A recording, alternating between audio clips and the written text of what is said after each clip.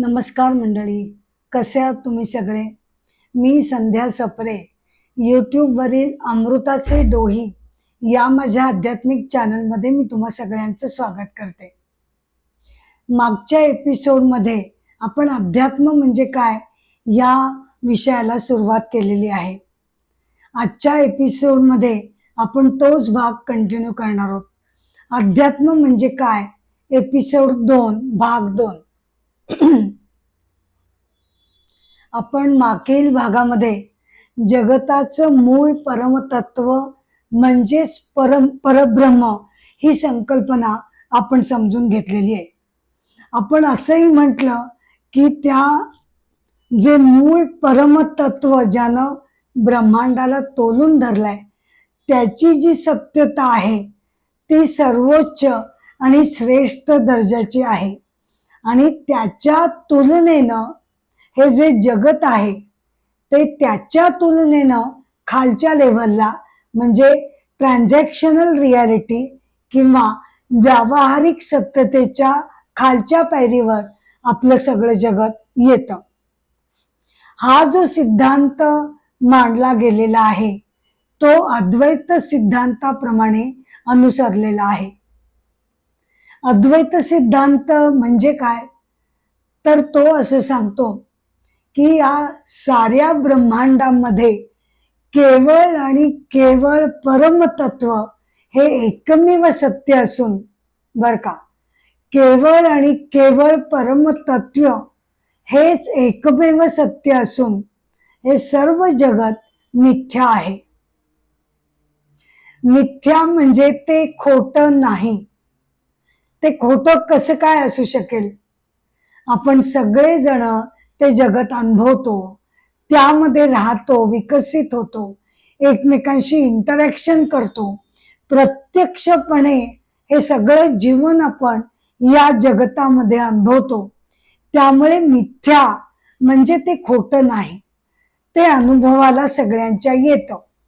फक्त मिथ्या म्हणजे अशा अर्थाने जगताला मिथ्या म्हटलंय की ते जरी सत्य आहे, ट्रान्झॅक्शनल रियालिटी त्याची मान्य आहे, तरी सुद्धा ते परब्रह्माच्या जी सत्यता दिलेली आहे सर्वोच्च, त्याच्या तुलनेनं त्याची सत्यता कमी पडते. का? कारण जगत हे विनाशी आहे, क्षणोक्षणी बदलणारं आहे, परिवर्तन होणारं आहे आणि क्षणभंगूर आहे.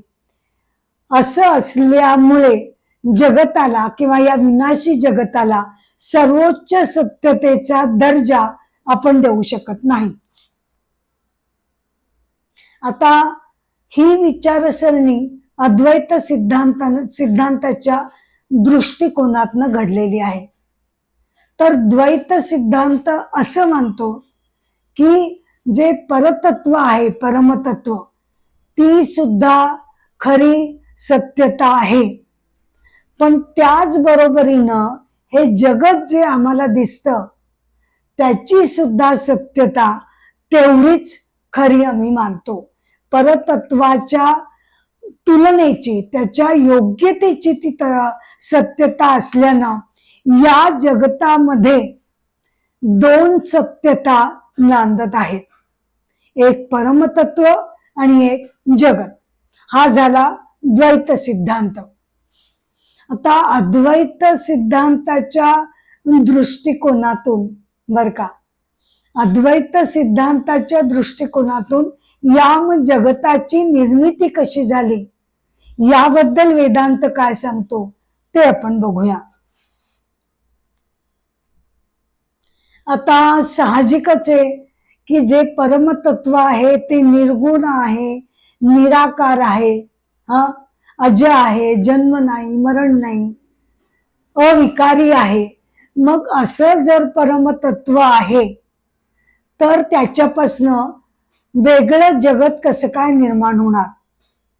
तर त्यावर असा सिद्धांत मांडला जातो की परमतत्व जे निर्गुण निराकार आहे त्याचीच अंतर्भूत शक्ती विकसित करून त्या शक्तीच्या मदतीनं शिव आणि शक्ती, परमतत्व आणि शक्ती मिळून हे जगत निर्माण झालेलं आहे. त्याच्यातील अंतर्भूत असणाऱ्या शक्तीला माया असं म्हटलं जातं. माया, प्रकृती, संसार ही सगळी नावं त्याला दिलेली आहेत.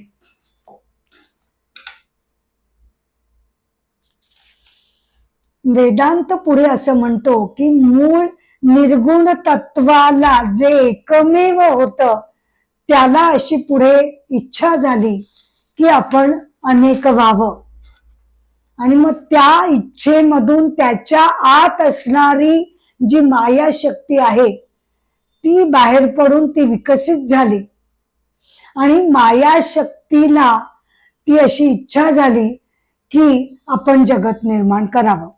आता खरं म्हटलं तर निर्गुण निराकार तत्व जेव्हा आपण म्हणतो की त्याला इच्छा झाली की एकाचे अनेक व्हावे, तेव्हा असं आपण का म्हणतो? खरं म्हटलं तर तत्वतः निर्गुण तत्वाला अशी इच्छा होणं शक्य नाही. ते निर्गुण आहे, निराकार आहे. पण काय होतं की अगदी मागे मागे कारणांच्या जात जात आपण अगदी कितीही आतपर्यंत मागपर्यंत गेलो तरी सुद्धा नेमकी केव्हा ही निर्मिती सुरू झाली आणि जगत नेमकं झालं तरी कधी सुरू, याचा काही आपल्याला निर्णय लावता येत नाही.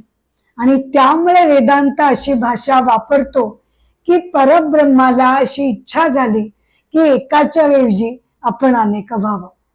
मग त्यातून जी माया शक्ती बाहेर पडली ती कशी होती? पहिल्यांदा ती अव्यक्त, अत्यंत सूक्ष्म, पण त्रिगुण सहित ती होती. सत्व, रजो आणि तमोगुणांनी ती अंतर्गत शक्ती ही बाहेर जी पडली त्यामध्ये 3 गुण त्यामध्ये भरलेले होते. मग ही जी अव्यक्त सूक्ष्म मूळ प्रकृती होती त्रिगुणांनी बनलेली, तिला अशी इच्छा झाली की आता आपण जगत निर्माण करावं. पहिल्यांदा ती कशी होती प्रकृती? मूळ प्रकृती अव्यक्त, सूक्ष्म, त्रिगुण सहित आणि साम्यावस्थेमध्ये, म्हणजे 3ही गुण हे एकमेकांमध्ये समप्रमाणामध्ये विभागून ते त्याच्यामध्ये पडलेले होते. तर अशी ही साम्यावस्थेतील प्रकृतीला जेव्हा इच्छा झाली की जगत निर्मिती करावी, तेव्हा तिच्यातून प्रथम बुद्धी किंवा महान हे तत्व निर्माण झालं. बुद्धी म्हणजे काहीतरी करण्याची इच्छा कधी होते? बुद्धीनीच ती निर्माण होते. त्यामुळे प्रथम बुद्धी निर्माण झाली आणि मग त्यानंतर त्यामध्ये अहंकार निर्माण झाला. अहंकार काय सांगतो? मी वेगळा, तू वेगळा, ही वेगळी, ते वेगळे, हा जो वेगळे वेगळेपणाचं तत्व आहे तो अहंकार आपल्याला सांगत असतो. तर अहंकार, पहिल्यांदा बुद्धी, मग अहंकार, अशी तत्व निर्माण झाली. आणि मग त्यानंतर हळूहळू प्रकृतीचा रहाट गाडगं सुरू व्हायला लागलं. प्रथम सेंद्रिय आणि निरिंद्रिय अशा 2 भागांची निर्मिती करण्यात आली. सेंद्रिय म्हणजे ज्यांना इंद्रिय आहेत ते, मनुष्य, प्राणी जगत, पक्षी, आणि निरिंद्रिय म्हणजे ज्यांना इंद्रिय नाहीत. मग निरिंद्रिय सृष्टीमध्ये बर का, निरिंद्रिय सृष्टीमध्ये प्रथम काय निर्माण झालं? पंच सूक्ष्म तन्मात्र निर्माण झाली. तन्मात्र म्हणजे काय? तर शब्द, स्पर्श, रूप, रसगंध हे जे बेसिक मूळ गुण आहेत बर का, हे जे बेसिक मूळ गुण आहेत त्यांची एकमेकांमध्ये मिक्सचर न होता प्रत्येकाची सूक्ष्म गुणधर्म असलेली तन्मात्र अशी निरिंद्रिय सृष्टीसाठी तयार झाली. आणि एकीकडे सेंद्रिय म्हणजे मनुष्य, प्राणी यासाठी 5 ज्ञानेंद्रिय, 5 कर्मेंद्रिय, नंतर मन, अशी 11 सूक्ष्म इंद्रिय तयार झाली. म्हणजे एका बाजूनी 11 सूक्ष्म इंद्रिय आणि दुसऱ्या बाजूनी 5 सूक्ष्म तन्मात्र. मग 5 सूक्ष्म तन्मात्रांचं पुढे पंचमहाभूतामध्ये त्याची निर्मिती झाली. त्यानंतर मग पंचमहाभूतांची निर्मिती झाल्यानंतर पंचमहाभूत आणि ही 11 इंद्रिय असं एकमेकात हजारो लाखो प्रकारे परम्युटेशन कॉम्बिनेशन होऊन संयोग होऊन हे अवाढव्य विविधतेनं नटलेलं मनुष्य, प्राणी, पक्षी, निरिंद्रिय गोष्टी, अशा दगड, खडक, अशा प्रकारे हे सगळं विश्व हळूहळू या कॉम्बिनेशन मधून तयार व्हायला लागलं. विश्व किंवा जगत निर्मिती होण्याची ही जी प्रक्रिया आहे तिला उभारणी असं म्हटलं जातं. बर का, विश्वाची उभारणी. आणि प्रलयाच्या वेळेला जेव्हा हे सगळं विश्व परत प्रलयामध्ये नष्ट होतं त्याला म्हटलं जातं संहारणी.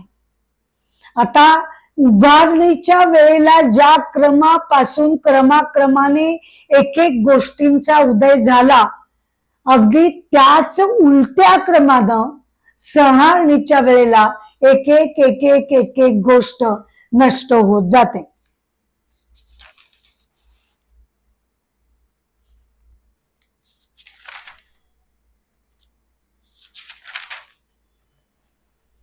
म्हणजे संहारणीच्या वेळेला नष्ट होण्याच्या प्रक्रियेच्या वेळेला उलट्या क्रमाने सगळ्या गोष्टी घडायला जातात.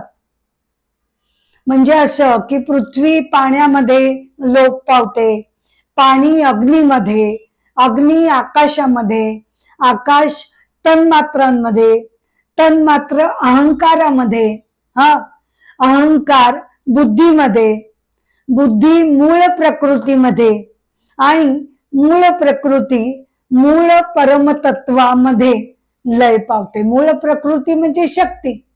ती शक्तिमान जो आहे त्याच्यामध्ये ती मूळ परमतत्वामध्ये ती लय पावते आणि सगळ्या सृष्टीची संहारणी विनाश असा घडून येतो.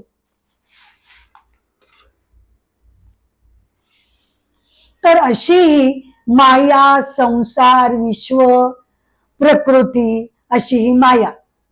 प्रकृती म्हणजे विश्व.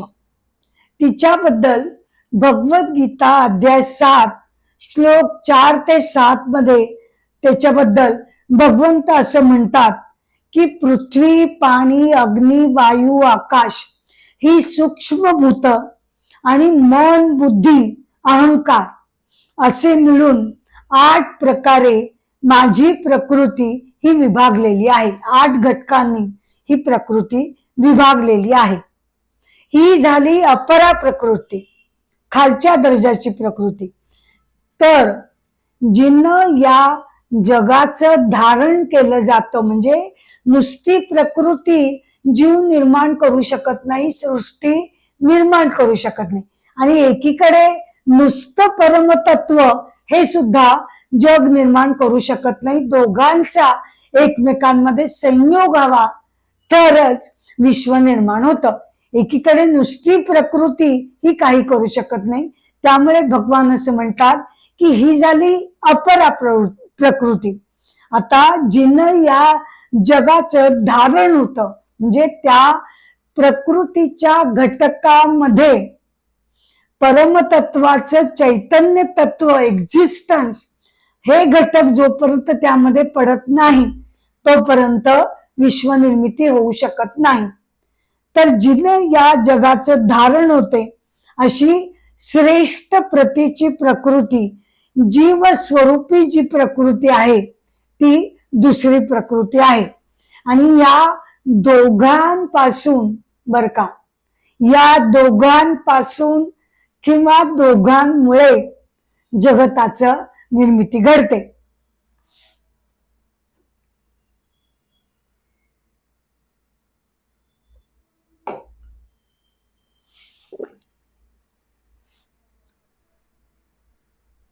हे परमतत्व, ऊर्जा तत्व हे कसं आहे, तर ते सच्चित आनंद स्वरूप आहे. बरोबर. मग आता हे जगत सगळं जे निर्माण झालं त्यामध्ये प्रत्येक घटकाला सच्चित आनंद स्वरूप जे परब्रह्म आहे त्यातील काय काय गोष्टी मिळाल्या हे आपण बघूया.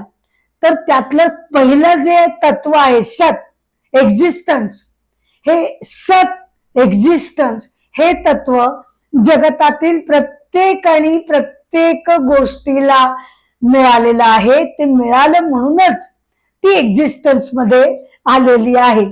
त्यामुळे एक्झिस्टन्स हे तत्व प्रत्येकालाच दिलं गेलं आहे.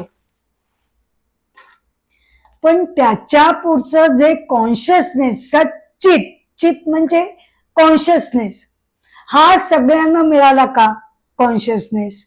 तर नाही. वेदांत असं सांगतो की ज्याच्यामध्ये, ज्याच्या शरीराच्या अंतर्गत, बर का, ज्याच्या शरीराच्या अंतर्गत मन, बुद्धी, चित्त, अहंकारांनी बनलेलं सूक्ष्म शरीर सुद्धा ज्याच्यामध्ये आहे त्यालाच फक्त हे कॉन्शियसनेस, चित हे तत्व मिळालेलं आहे. का? कारण याचं कारण असं सांगितलं जातं की परमतत्व हे खरं म्हटलं तर सर्वव्यापी आहे. परंतु काय आहे की आपण सूर्याचं उदाहरण घेऊया. बर का, सूर्य आकाशातला तळपतोय, तो दगडावर पडतोय, त्याचा प्रकाश नदीतल्या पाण्यावरही पडतोय. बरोबर. पण दगडावर त्याचा जो प्रकाश पडतो त्याचं प्रतिबिंब दगडावर उमटू शकत नाही. पण त्याच्या उलट नदीमध्ये, तलावामध्ये, पाण्यामध्ये त्या वरच्या आकाशीच्या सूर्याचं प्रतिबिंब इथे मात्र पडतं. अगदी त्याच प्रमाणे वेदांत असं मानतं की ज्याच्या स्थूल शरीराच्या आतमध्ये मन, बुद्धी, अहंकार आहे त्या मनाचं एक स्पेशल वैशिष्ट्य असं आहे बर का, की शरीरामध्ये ऑलरेडी असलेलं सत्रूपानं असलेलं परमतत्व, ऊर्जा तत्व, आत्मतत्व जे सत्रूपानं आहे. पण कॉन्शियसनेस येण्यासाठी त्या सत्रूपाचं जे चैतन्य तत्व शरीरामध्ये ऑलरेडी आहे त्याचं प्रतिबिंब केवळ मनामध्येच पडू शकतं. आणि मन कुठे असतं? तर आतल्या सूक्ष्म शरीरामध्ये. आणि ते प्रतिबिंब मनामध्ये पडल्यामुळे त्याचा तो गुणधर्म आहे मनाचा. पाण्याप्रमाणेच पाण्यामध्ये कसं सूर्याचं प्रतिबिंब पडू शकतं त्याचप्रमाणे मनाचा गुणधर्म आहे की चैतन्य तत्वाचं प्रतिबिंब मनामध्ये पडू शकतं. आणि ते पडल्यामुळे आपलं मन परमतत्वानी प्रकाशित होतं, म्हणजेच कॉन्शियस होतं, म्हणजेच मनाला कॉन्शियसनेस मिळतो. बर का. हा मनाला जो कॉन्शियसनेस मिळतो तो मग सगळ्या शरीरभर तो कॉन्शियसनेस पाठवला जातो. त्यामुळे वेदांत असं म्हणतं की ज्याच्या अंतर्गत हे सूक्ष्म शरीर सुद्धा आहे. आता प्राणी पक्ष्यांमध्ये सुद्धा अगदी फार मोठ्या प्रमाणात जरी मन, बुद्धी विकसित झाली नसेल तरी ते सगळे घटक सूक्ष्म शरीरात त्यांच्या असतात. त्यामुळे जिथे जिथे सूक्ष्म शरीर आहे तिथे त्यामध्ये परमतत्वाचं प्रतिबिंब पडतं. त्या प्रतिबिंबामुळे मन, बुद्धी प्रकाशित होते, कॉन्शियस होते आणि त्यांना कॉन्शियसनेस मिळतो. टेबल, खुर्ची यासारख्या गोष्टींना केवळ स्थूल शरीर आहे. त्याच्या अंतर्गत सूक्ष्म शरीर टेबल, खुर्चीमध्ये नाही. त्यामुळे आपण असं म्हणतो की त्या निर्जीव आहेत पण त्यांना एक्झिस्टन्स मात्र परमतत्वाकडनं मिळालेला आहे. पुढचं जे कॉन्शियसनेस आहे तो टेबल आणि खुर्चीला मिळत नाही, कारण त्याच्यामध्ये अंतर्गत सूक्ष्म शरीर वसलेलं नाही. म्हणजेच इथे आपण सेन्सियंट आणि इनसेंटियंट असे दोन विभाग केलेले आहेत. आता तिसरा जो सत झाला, एक्झिस्टन्स, कॉन्शियसनेस झालं, तिसरा आहे ब्लिस, आनंद स्वरूप. तर ब्लिस जो आहे तो सुद्धा अर्थातच ज्याच्या अंतर्गत मन, बुद्धी, अहंकार आहे त्यालाच तो ब्लिसचा अनुभव येऊ शकणार. पण त्याच्यात सुद्धा प्रत्येक मनुष्याच्या अंतर्गत सूक्ष्म शरीर आहे आणि प्रत्येक व्यक्तीच्या अंतर्गत हा ब्लिसचा अमृत कलश प्रत्येकामध्ये परमेश्वरानं दिलेला आहे. पण बरेच जण आपण तो अनुभवू शकत नाही, कारण वेदांत असं सांगतं की सतत आणि सतत परमानंदाची अनुभूती येण्याकरता, बर का, सतत मन उत्साहित, प्रफुल्लित, आनंदी राहण्याकरता आपलं मन हे शुद्ध, पवित्र आणि सात्विक जर असेल तरच तो मनुष्य तो आनंद घेऊ शकतो. आपण संत महात्म्यांची उदाहरणं बघतो, त्यांच्यावर काय कमी दुःख येतात का? येतात, त्यांनाही दुःख येतात. त्यांचं आयुष्य काही स्मूथ चाललेलं नसतं की त्यांनी म्हणावं आम्हाला काही दुःखच नाही म्हणून आम्ही आनंदी होत नाही. त्यांच्यावर पण दुःखांचे आघात येतात, पण सगळ्याला त्यांचं मन शुद्ध, पवित्र असल्यामुळे ते परमशांत प्रत्येक स्थितीमध्ये राहू शकतात आणि त्यांनाच केवळ या ब्लिसचा सतत अनुभव येतो. आपल्याला सुद्धा येतो, अंतर्गत तो कलश आहे त्याचा अनुभव आपल्याला सुद्धा कधी ना कधी येतोच. अर्थात जेव्हा आपलं मन शांत असतं, आनंदी असतं, तेव्हा आपल्याला अर्थातच या जो उपजत आनंद कलश आहे त्यातूनच त्याचे तुषार बाहेर पडतात.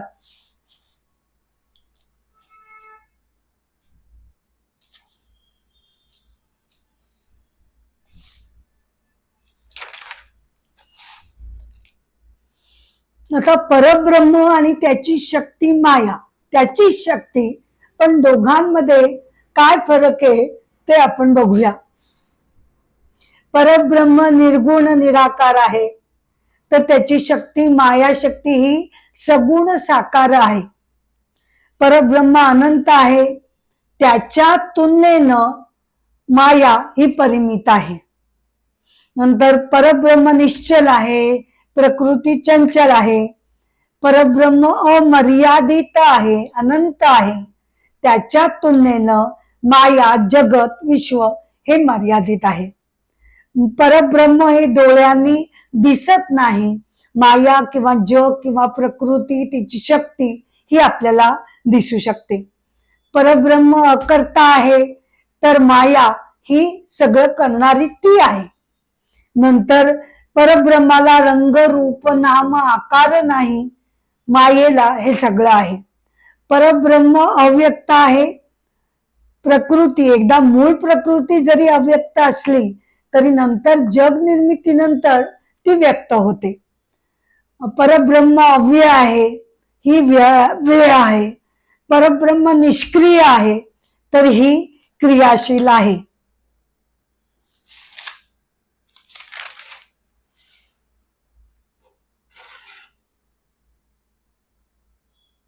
भगवद्गीता अध्याय 2 श्लोक 16 मध्ये भगवान या मायेचं वर्णन करतात. ते म्हणतात, जे असत म्हणजे नाही ते आहेसे होत नाही, जे नाहीये ते आहे असं होत नाही, आणि जे सत आहे म्हणजे आहे ते नाही असं होत नाही. असा आहे आणि नाही म्हणजेच सत आणि असत या दोघांमध्ये तत्वज्ञानींनी अंत पाहिला आहे, म्हणजे शेवट बघून त्याच्या स्वरूपाचा त्यांनी निर्णय घेतलेला आहे. आता माया ही नेमकी काय, कोणत्या कॅटेगरीमध्ये तिला आपण बसवायचं, सत की असत? तर सत म्हणजे सत्यता, अस्तित्व, आहेपणा. हा दोन प्रकाराचा असू शकतो बर का. कसा? पहिला प्रकार आहे तो म्हणजे बॉरोड एक्झिस्टन्स. जेव्हा घटक गोष्टी ह्या त्यांचा जो एक्झिस्टन्स आहे ते त्यांचं स्वतःच नसून त्यांना ते काही काळापुरतं मिळालेलं आहे, त्याला म्हणतात बॉरोड एक्झिस्टन्स. आणि दुसरा प्रकार आहे इंट्रिन्सिक एक्झिस्टन्स, म्हणजे स्वतःच स्वयंभू स्वतंत्र असं एक्झिस्टन्स. तर अख्ख्या जगतामध्ये अद्वैताच्या दृष्टीनं केवळ आणि केवळ परमतत्व, ऊर्जा तत्व, आत्मतत्व हे एकमेव सत्य आहे. म्हणजे सत या कॅटेगरीत कोण आलं? केवळ आणि केवळ परमतत्व आलं. मग त्याच्या व्यतिरिक्त सगळे असत या कॅटेगरीमध्ये आले. असतचे डेफिनेशन प्रमाणे जे एक्झिस्टन्स मध्ये नाही ते असत. पण आता माया, जगत याला मग नेमकं काय म्हणायचं? असत म्हणावं तर खोटं तरी कसं म्हणावं? आम्हाला दिसतं, आम्ही वावरतो, आम्ही अनुभवतो. मग या जगताला असत किंवा खोट असं कसं म्हणायचं? तर त्यामुळे जगत हे धड सत पण नाही आणि असत पण नाही. त्याची एक वेगळीच कॅटेगरी येते, ती म्हणजे जगत जे आहे ते केवळ ॲपिअरन्स आहे. तो आपण अनुभवतो, सगळं मान्य. पण जगताचा जो सत्यत्व आहे, जे एक्झिस्टन्स आहे, ते जगताचं स्वतःच नाही. हा, जगतातील प्रत्येक आणि प्रत्येक गोष्टीला त्याचा जो आहेपणा मिळालाय तो त्याचा स्वतःच नाही. तो त्याला परमतत्वाकडून तो बॉरोड केलेला आहे. त्यामुळे ते ॲपिअरन्स आहे. काही काळापुरतं ते अस्तित्वात राहणार आहे. या दृष्टीनं जगत हे ॲपिअरन्स होतं. परमतत्वाचं ॲपिअरन्स म्हणजे जगत. जसं सोन्याचा ॲपिअरन्स म्हणजे त्याचे दागिने.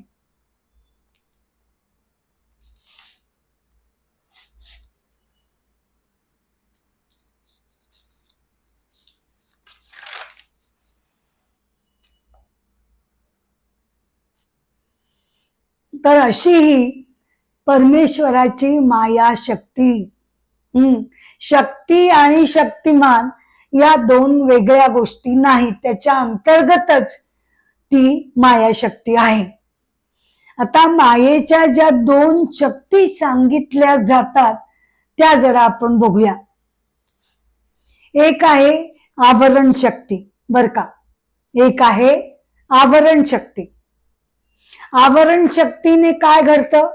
तर जे परमतत्व सगळ्या जगताच्या पांघरुणाखाली लपलेलं आहे, हा, जगताचं पांघरुण त्याच्यावर आहे, ते आहे आतमध्ये म्हणून जगत टिकलेलं आहे. पण पांघरुणामुळे आतलं मूळ तत्व, मूळ परब्रह्म दिसत नाही. हीच ती आवरण शक्ती. आवरण शक्ती म्हणजे ब्रह्मन हे जगतानं, त्यातल्या हजारो लाखो गोष्टीनं ते झाकलं गेलेलं आहे, कव्हर केलेलं आहे. ती झाली आवरण शक्ती. आणि दुसरी आहे विक्षेप शक्ती बर का. दुसरी आहे विक्षेप शक्ती. पहिली काय? ते कव्हर त्याच्यावर घातलं गेलंय पांघरून जगताचं आणि ते झाकलं गेलंय परब्रह्म तत्व. आणि नुसतं झाकलं गेलंय असं नाही, हा, नुसतं झाकलं गेलंय असं नाही, तर माया आपल्याला मूळ जे तत्व आहे तेच मुळी जगत आहे अशा प्रकारे दाखवते. म्हणजे पहिल्यांदा ती मूळ तत्वावर जगताचं पांघरुण घालते आणि मग त्यानंतर हे पांघरूणच मूळ तत्व आहे, हा, अशा प्रकारे दाखवलं जातं. आपल्या समोर हे जगत कसं येतं, तर प्रत्येक गोष्ट, डोंगर घ्या, नुसता डोंगर, नाम रूप आकार, आपण काय करतो, आपण फक्त तेवढं बघतो, पण त्याच्या अंतर्गत जी मूळ ऊर्जा तत्व आहे ते त्या डोंगराच्या खाली झाकलं गेलेलं आहे, ते मला दिसत नाही, मला फक्त वरचा डोंगर दिसतो. म्हणजे मूळ चैतन्य तत्व अधिक नामरूप. मूळ चैतन्य तत्व हा कॉमन फॅक्टर आहे. प्रत्येक आणि प्रत्येक घटकाच्या खाली ते मूळ तत्व आहे. अधिक वेगवेगळी नामरूपांचं कव्हर त्याच्यावर येतं. म्हणजे असं की जेव्हा मी दोरीच्या जागी मला सर्प भासतो, तेव्हा खरं म्हटलं तर सर्प जेव्हा मला तो भासत असतो त्याच वेळेला मला ती दोरी पण दिसत असते की नाही, मला त्याचं ज्ञान नसतं, पण ऍक्च्युअली मी त्या दोरीलाच बघत असते की त्याच्यावरचा जो सर्प आहे तो माझ्या खोट्या समजुतीनं मी त्या दोरीवर आरोप केलेला आहे. आणि त्यामुळे काय घडतं की त्या सर्पाचे सगळे गुणधर्म दोरीकडे येतात आणि दोरीची जी एकमेव सत्यता आहे, सर्पाची सत्यता आहे का, नाहीये. खरा सर्प काही त्या दोरीवर बसलेला नव्हता, तर मग ती वेगळी सत्यता होईल. खरा सर्प नव्हता, मी त्याच्यावर आरोप केला गेला, त्यामुळे दोरीची सत्यता सर्पावर आरोपली जाते आणि सर्पाचे गुणधर्म हे दोरीवर आरोपले जातात. अगदी त्याच प्रमाणे आपल्या शरीर मनाचे विकार, बर का, आपल्या शरीर मनाचे, आपलं शरीर मनाचं हे जे कव्हर आपण आत्मतत्वावर घातलेलं आहे, आत्मतत्व लपेटलेलं आहे आपल्या शरीर मनाने, त्यामुळे शरीर मनाचे विकार गुणधर्म हे सगळे आतल्या आत्मतत्वावर आरोपले जातात आणि आत्मतत्वाची सत्यता शरीराला आरोपली जाते, शरीराला मिळून जाते.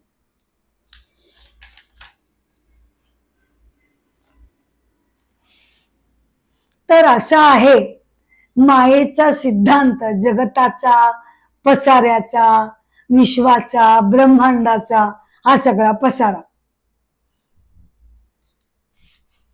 आपण जरी त्याला मिथ्या म्हणत असलो अद्वैत सिद्धांताप्रमाणे, तरी आपल्याला आता अर्थ कळून चुकलाय की मिथ्या म्हणजे खोट नाही, त्याला पण एक प्रकारची सत्यता आहेच आहे जगताला, पण ती सत्यता फक्त परमतत्वाच्या सत्याच्या तुलनेमध्ये बघता ती कमी दर्जाची आहे, एवढंच अद्वैत सिद्धांत सांगतो. अद्वैत सिद्धांत मिथ्या म्हणजे खोट आहे असा आरोप जगतावर करत नाही. केवळ जगत विनाशी आहे, बदलणार आहे, हे त्याचं समजून घ्या, त्याचे गुणधर्म समजून घ्या, एवढंच फक्त अद्वैत वेदांत सांगतो. त्यामुळे ब्रह्मसत्य जगत मिथ्या हा काही पलायनवाद नाही, नैराश्य आणणार हे वाक्य नाही की बाबा जाऊ दे जगत सगळं मिथ्या, जाऊ दे मी देतो सगळं सोडून, चला कशाला कर्म करा, कशाला नीट वागा, कशाला चांगली कर्म करा, नाही. असा कोणताही संदेश हा सिद्धांत देत नाही. उलट आपल्याला हे जे मनुष्य रूपी अनमोल आयुष्य मिळालंय तो अत्यंत सार्थकी लावणं हे आपलं प्रत्येकाचं कर्तव्य कर्म आहे असं वेदांत आपल्याला सांगत असतो.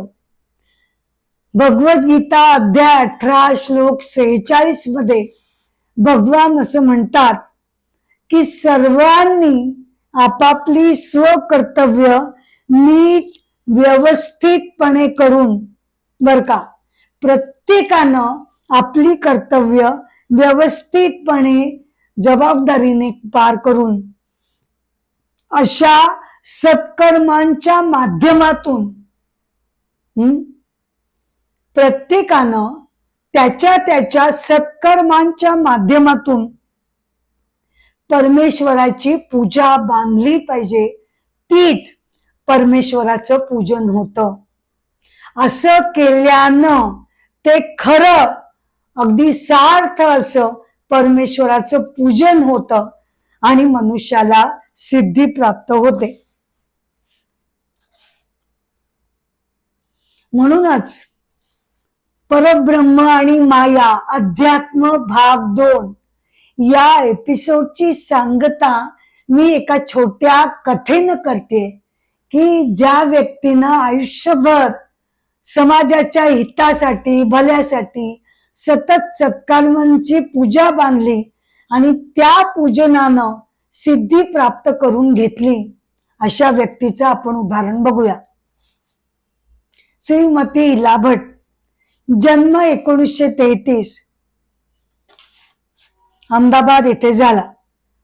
1972 साली इला भट यांनी असंघटित महिला कामगारांसाठी असंघटित महिला कामगारांसाठी सेल्फ एम्प्लॉईड वुमन्स असोसिएशन सेवा ही संघटना स्थापन केली. त्यांचे ग्रॅज्युएशन पूर्ण झाल्यानंतर त्यांनी LLB मध्ये गोल्ड मेडल मिळवलं. त्यांनी सेवा या संस्थेतर्फे महिलांना व्यवसायासाठी कर्ज देण्यासाठी कोऑपरेटिव्ह बँक सुद्धा त्यांनी उभारली. तसंच महिलांना वेगवेगळ्या प्रकारचं ट्रेनिंग त्या संस्थेमध्ये देण्यात येत असे. त्यांच्या अथक प्रयत्नामुळे असंघटित गरीब महिलांचा आर्थिक स्तर उंचावू लागला आणि त्यांची आर्थिक प्रगती होऊ लागली. त्यांना मॅगसेसे पुरस्काराने सन्मानित करण्यात आलं आणि पद्मभूषण पुरस्काराने आपल्या सरकारनं त्यांना गौरवलं.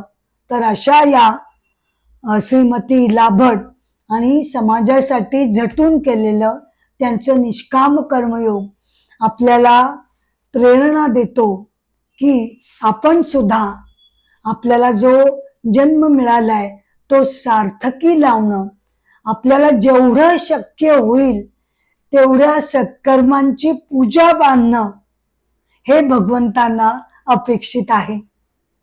अध्यात्म म्हणजे काही असं वेगळं नाही हो, की जीवन वेगळं अध्यात्म वेगळं असं दोघांचा वेगवेगळापणा अपेक्षित नाही. तर आहे या जीवनामध्येच जीवन जगत असताना अनुभव घेत असताना त्यामध्येच आपल्याला हे अध्यात्म त्याचं रोपटं रुजवायचं आहे आणि त्यातून सत्कर्मांची फुलबाग आपल्याला जोपासायची आहे. हेच अध्यात्माचं आपल्याकडनं मागणं आहे. अध्यात्म एपिसोड 2 भाग 2 मी इथे संपवते खरी, पण एपिसोडची सांगता करण्यापूर्वी मी तुम्हाला नम्र विनंती करते की अमृताचे डोही या माझ्या चॅनलला तुम्ही कृपया शेअर करावं, लाईक करावं आणि सबस्क्राईब करावं, ही माझी नम्र विनंती आहे.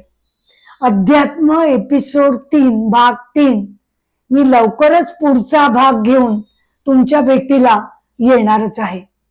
नमस्कार.